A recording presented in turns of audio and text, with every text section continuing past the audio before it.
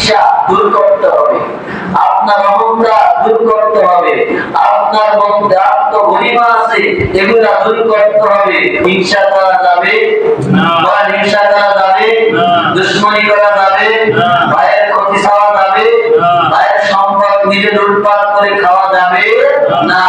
আপনি আজকে বললে কালকে 2 দিন আপনি সম্পদ নিয়ে বাড়াবাড়ি করবেন, মারামারি করবেন, ভাইয়ের সাথে বোনের সাথে আত্মীয়র সাথে সম্পর্ক ছিন্ন করবেন। আপনি মরে যাওয়ার পর আপনার সন্তান এই সম্পদ দিয়া, এই জায়গা জমিন দিয়া তারা লুটপাট করবে, তারা নিজেরা ভাগাভাগি করবে, তারা নিজেরা শান্তির জন্য অনেক কিছুই খুঁজে নেবে।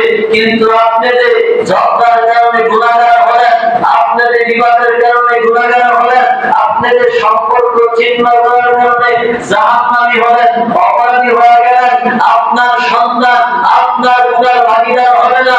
আপনার সন্তান আপনার কোন খোঁজ খবর নিবে বলেন, নিবে? এজন্য নিজের হিসাবটা নিজেই করে যাইবেন। সম্পদের জন্য, টাকার জন্য ভাই ভাইয়ের সাথে দুশমনি করা যাবে না, বোন ভাইয়ের সাথে দুশমনি করা যাবে না।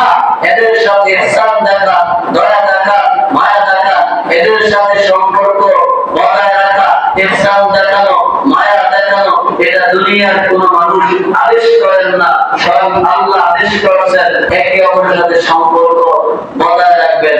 আল্লাহ আমাদেরকে কবুল করেন, আমিন। আর জোরে কান্না আমিন।